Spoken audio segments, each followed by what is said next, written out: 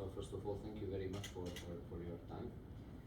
It's my pleasure to see some old friends and some new faces. I think that this is just an opportunity because busy week in New York to discuss a little bit about some questions which maybe are interesting for media, and they are in relation with the current situation, political situation in Montenegro, and maybe to come to some answers in some dilemmas which exist in the public opinion about some questions which maybe are more sensitive. This is the reason why we want to have this common dialogue. I think we should make it pretty familiar.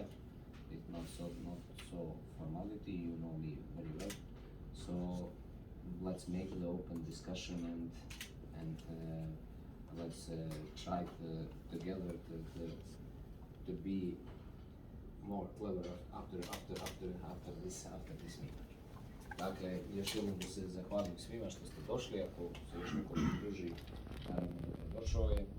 Ja sam imao želju da smo ovdje u Njujorku, s obzirom da je dosta je situacija, ima puno aktivnosti i tako dalje, ali da se makar iskoristi jedan period da se da šansa medijima iz regiona da možda odgovorimo na neka pitanja i možda pokušamo da pojasnimo neke dileme koje eventualno postoje. Tako da budite potpuno slobodni da pitate što god želite.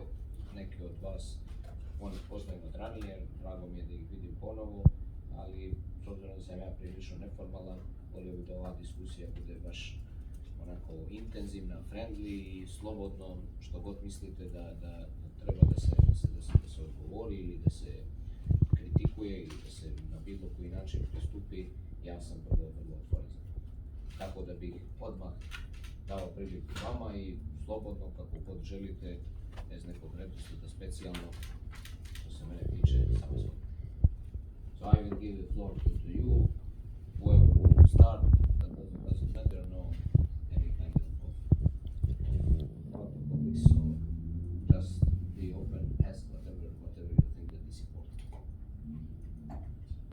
My name is Abazović from Slovenian Press Agency.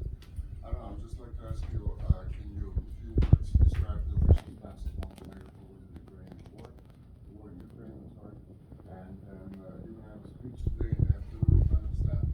Can you give us your points of your speech? Yes, of course, thank you very much. About your first question, our position regarding the war in Ukraine, we have very clear position, Montenegro have very clear position. We just say that is the aggression of Russian Federation into Ukraine, and we are strongly against that. We follow the EU foreign policy 100%. So this including also the politics of the sanction, and we will continue to do that also in the future. So if they go deep in the sanction, we will follow. Yes, that make some problems also inside of Montenegro. In which way? In economical way.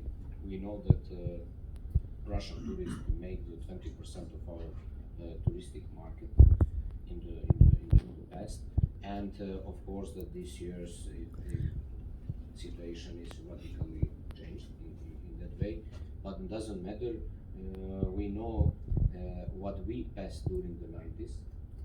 So Montenegro and another countries of former Yugoslavia, and we should not make any kind of compromise with the elementary principles. So we should understand that in 21st century it's not the way to start the aggression, to use the weapon, to kill the people, to make the humanitarian disaster, also to make the refugees crisis. This is not the way to solve it with any kind of political problems. So we are ready to help, and we already help.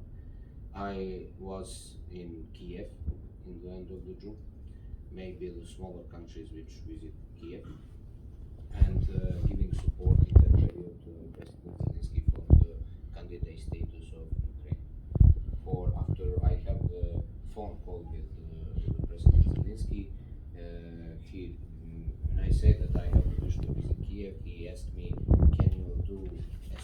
possible because in 27 it's a decision about Ukraine, and we go there. I invite two another prime ministers from NATO countries, Albania and North Macedonia.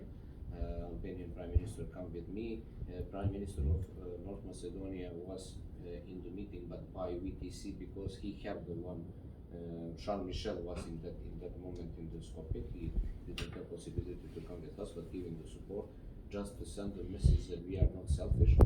Doesn't matter that we are far in EU integration, especially in Montenegro, but we want to have that open door policy and to say that everybody who wants to join, we don't have nothing against. Of course, everybody will have overload and over obligation and standard which need to fix before they join formally the EU. So our position comparing the war is very clear.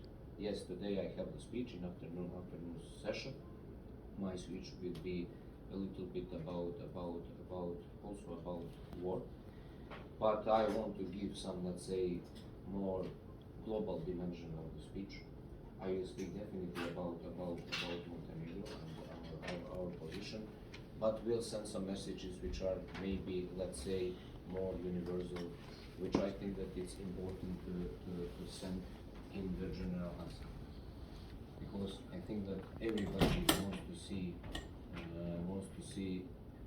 more faster decision making of international institution, more freedom globally, more common concept of solidarity, especially during the crisis. We now starting the new crisis, which will be the energy crisis. So also that will be my point in the speech, and also this what we think that can bring people together, not only in Montenegro but everywhere around the globe. It's this question which are connected with the protecting of the environment.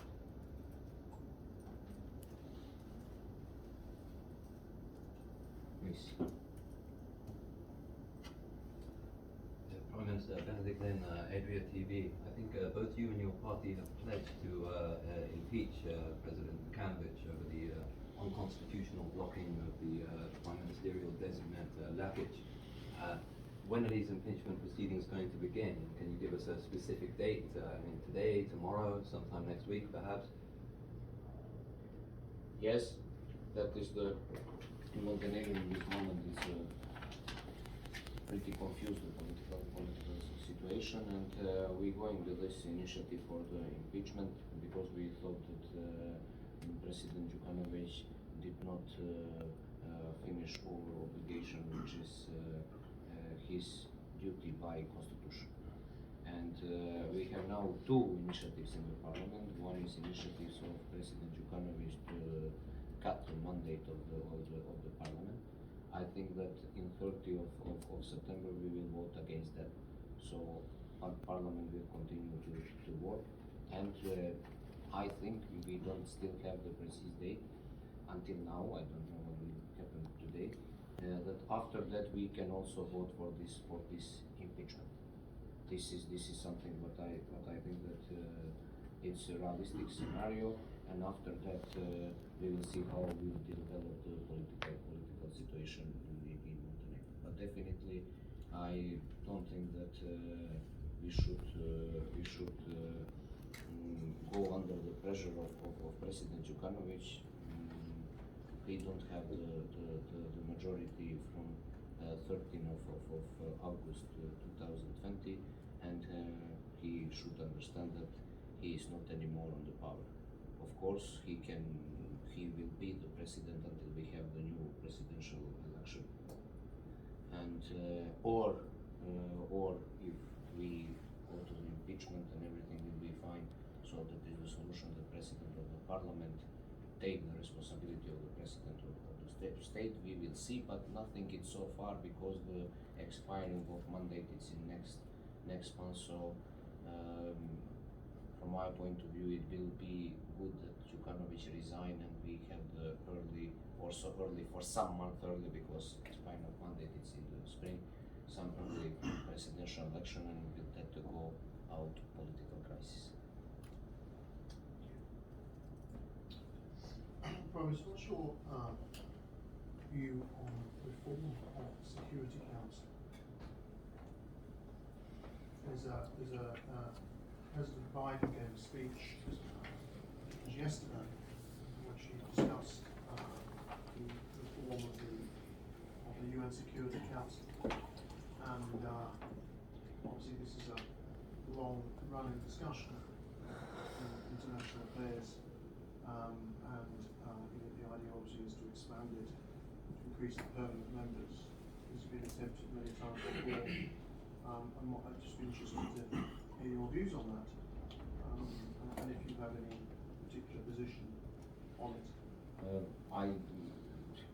I want to answer in different way to this question. Before I was deeply involved into politics, I tried to give my, let's say, small contribution to political theory, and many times have this kind of topics around how international organization can be more functional. So I will try to answer